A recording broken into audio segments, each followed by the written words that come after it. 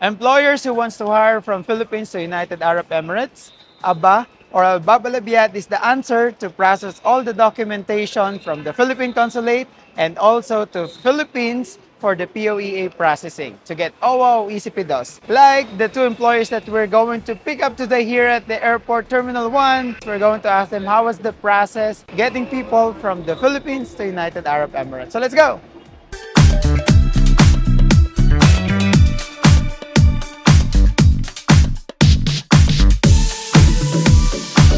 Guys, finally, Mr. Beast in Dubai. Welcome po sa Dubai. So, nakakatuwa po kasi dalawa silang kinuha ng employer nila sa Philippines papunta dito sa United Arab Emirates. So ngayon, naghihintay na employer nila pero bago ang lahat, bago natin ihatid sila sa employer, tanungin natin si Mr. B, kamusta naman po ang biyahe muna? Una po sa lahat, hi Kuya Will. Finally, na-meet na po kita in person. Dati pinapanood lang kita sa vlog. Thank you. At ngayon kayo na yung papanoorin sa vlog. Okay po. Wala namang problema, walang hassle. Tuloy-tuloy po. Kasi legal naman yung process natin kaya less worry din ako tsaka yung kasama ko. Naging OFW na po ba kayo before? Yes po. Pero dito po, first time ko. Saan po kayo naging OFW dati? Hong Kong po. Hong Kong kayo. So, nag-DH kayo doon? Opo. Guys, most of the time talaga, kaya nasabi ko DH, most of the time DH talaga yung mga trabaho ng mga tao sa Hong Kong. Pero si ate, na umuwi kayo bakit po muna kayo umuwi sa Pilipinas? Personal matter po yun. Personal matter po yun. O at least, okay lang. So at least, basta na nakauwi siya, so nag-try ulit siya dito ngayon sa ibang bansa, pero dito naman sa United Arab Emirates. At hindi na siya DH, huwag kayo. Ano naman magiging trabaho niya dito? Hired therapist po ako. Na-discover po ni Kuya Will. Wow! Kasi yung isa ko pong, actually po, yung unang na-discover ni Kuya Will, kasamahan ko po dun sa Pilipinas. Din po siya, therapist din po siya. Therapist din po siya? Opo. And then ako nung nasa Pinas ako, nag-work po ako na receptionist, kinuha niya po ako, i-recommend niya ako kay Kuya Will. Mashallah. So, ito yung pinaka nakakatuwa kasi pag meron na siyang katrabaho, for example, na therapist, tapos may therapist po na gusto mga ibang bansa, so, kontakin lang kami, no? Opo. So, at talagang, ano yung naramdaman niyo po muna nung nakarating na kayo dito sa Dubai? Overwhelmed. Sabi ko, finally, it's Dubai. Kasi... Pangarap niyo ba talaga? Opo. Isa ang Dubai sa perspective talaga. Sa mga FWs, isa talaga ang Dubai sa perspective country na pwede natin pasukin. Kasi marami pong opportunities dito. Thankful din po ako kasamahan namin kasi dito kami napunta kay Kuya Will. Wow! Mapagkakatiwalaan, hindi kakakabahan. Thank you so much po. At kasi syempre, katulad nga nung isa, sinabi natin kanina may placement fee. Opo. Nung sinabi po na placement fee, kinabahan po ba kayo? Kasi syempre normal na parang, shit, bakit ako merong babayaran or what? Ano ba? Actually po, nung magsabi na may placement fee, ang unang worries ko, wala ako kahit 5 sa pocket ko, pero hindi, ewan ko, ba't hindi ako nag-hesitate?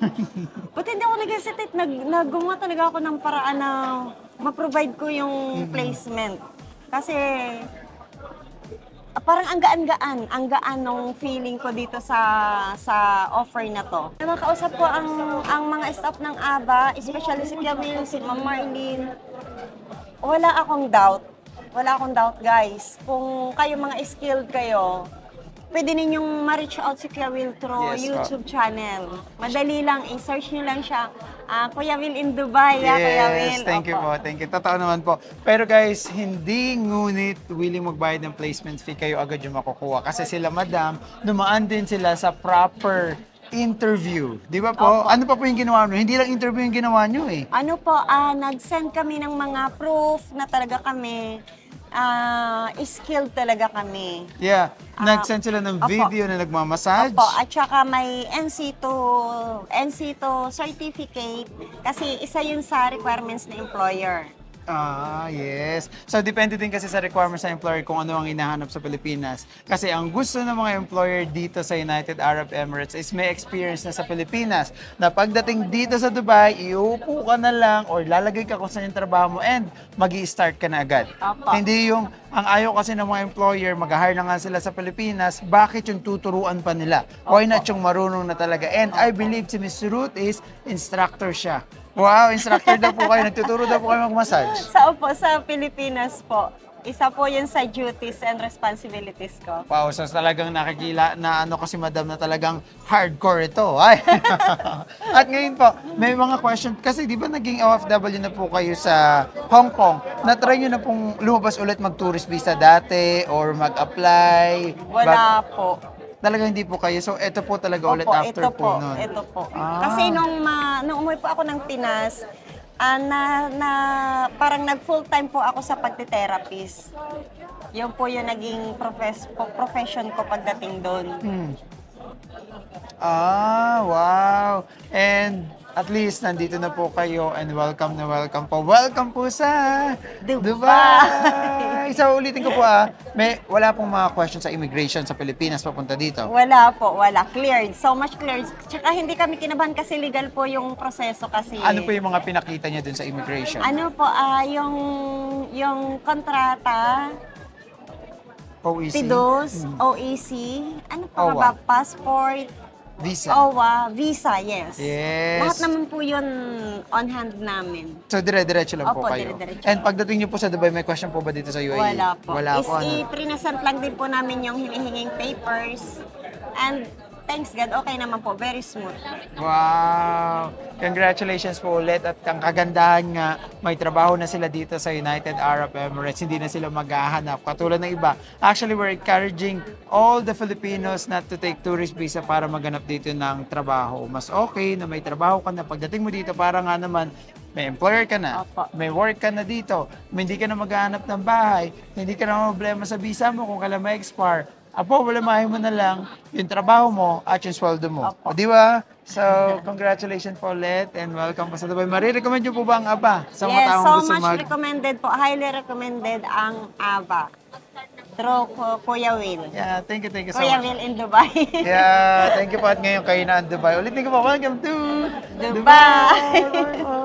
Tayo guys, nandito na po kami kung saan ihahatid natin si Ate Ruth at si Ate Jeneline. So, guys, nakakalungkot pala yung pangyayari kasi si Ate Ruth pala is, kasi nagka-delay yung flight nila kasi nga may hindi agad na-book. Kaya pala nangyari yun kasi namatayan pala si Miss Ruth. So, nakaburol daw yung nanay niya 2 days ago. So, talagang bumiyahe siya kasi nga sayang naman yung opportunity, nakabook na. Pero hindi po kayo nag-isip na ay, wag ko na lang ituloy. Wala po. Kasi nauna naman kasi talaga tong process na to. At saka alam na po ni Mudra. Alam ni mama ko. Oo, saka para sa future nyo din po Opo. talaga, no? So, Para po sa future. kamusta naman po ang weather dito sa Dubai? Tatanggalin ko na po yung suot ko kasi mainit. Mainit po talaga, no, Miss Jenny? Sige. May expiration na yung kilikilip. Sige po. Lika na po. So, puntahan natin doon sa kanila kung saan sila magtatrabaho. Pero, guys, ano pala dito? Wala daw yung employer nila dito ngayon. So, yung mga na-hire na galing sa Pilipinas dati, yung mga nandito sa salon nila. So, puntahan pa rin natin. At ihatid natin si Miss Jeneline at si Miss Ruth. Akalan po kayo? Siyempre. Kasi 4 hours ang difference natin sa Pilipinas. Ito. So, dito tayo. Ito guys, kung gusto niyo magpasalon, you can go here. Tao po! Hi! So, eto na po sila. Ay, sige mama. Hi! Pasok po. Oh, ayan, magkakakilala po sila kasi dati magkatrabaho po sila doon sa Pilipinas. So, ngayon, dito magkatrabaho pa rin po sila. Yeah. So, oo, mabilis lang sila. Hello po. So sige po, iwan na po namin sila sa inyo ha. Kayo na po ang bahala. Wala po dito yung employer nila pero ayan. 1 hour pa daw po, medyo matagal pa. So iiwan po namin sila dito. Okay? So sige po, thank you po. Kuya Will, salamat po ng maraming and Ava. Ma'am Marlene, salamat po. Welcome po kayo po, thank you po. Thank you po. Ano na po, ngayon ko masasabi na totoo na nandito na ako. Yeah, shoutout po sa asawa niyo. Shout out! Lakay! Allah! Shout out. Ay, shout out ako kay Big Boss ko. Hi, Big Boss. Ay. Mwah. Saka ano po, sa lahat po ng mga tumulong po sa aming mag-asawa para makapunta po ako dito. Hindi ko na po kayo isa-isahin kasi alam naman po ni Lord kung gaano po kabuti yung puso nyo kasi tinulungan nyo po ako pumunta dito. Yeah, so makakabawi na po kayo. At mag-thank you din po kayo kay... Ay, thank you po kay Ma'am Marlene kasi sobrang ano po nito ni Ma'am Marlene. Matyaga pong makipagtsikahan to. Hindi po kayo pababayaan ng Aba. Kaya, Aba, dito na. Yeah! Dito na sila. Aba, dito na pala. So I love you po kayo sa asawa niyo. Pa? I love you po. Ano ang gusto niyo sabihin sa asawa niyo? Lalakay, I love you. Tapos, malay mo naman sa susunod. Lakay, I love you. Sige po, ayun na. So, thank you po. Ayaw nga pala, ayatin pala yun. Okay, so syempre, nandito sila bago sila. Si ate pala, ano po ulit name niyo ulit? MJ. Si Ate MJ, kasi si Ate MJ yung kinuha natin sa Pilipinas noon na magiging trabaho nitong dalawa. So, dito po kayo. So, ngayon, syempre, gusto ko rin tanungin kung kamusta ba yung pagtatrabaho niya dito. Kasi syempre, yung dalawa first time. Pagkapos siya, nauna siya dito. So, kamusta po ang employer niyo? Wala namang problema sa employer. Mabait naman talaga sila. Mabait pa talaga. Yeah, mabait. So, ano naman po? Kamusta naman po yung trabaho? Ang trabaho, typically, ang totoo, mas okay pa yung trabaho sa Pinas kasi hindi masyado mabigat. Pero dito mo malalaman na ang abroad ay hindi talaga basta-basta. Pero kaya naman po. Okay, Oh, Yeah, pero pwede ano po, tayo eh. mas malaki sweldo sa Pilipinas o dito? Dito. Di naman tayo babawi kasi kahit gaano kahirap ang trabaho sa abroad, talagang gugustuhin natin kasi nga, at the end of the day, salary talaga. Yeah. So, gusto niyo na pong umuwi kasi nahihirapan kayo dito? Hindi. Tapusin, lalaban. Yeah, yun naman po. Lalaban tayo. Yeah, yun naman po kasi talaga. Di ba, sinabi naman niya na mahirap naman talaga mag-abroad. Which is, totoo yan. Malayo sa pamilya.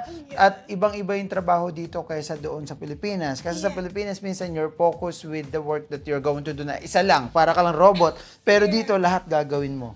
Pero at the end of the day, ulitin natin, salary pa rin, no? Yeah. Para sa pamilya.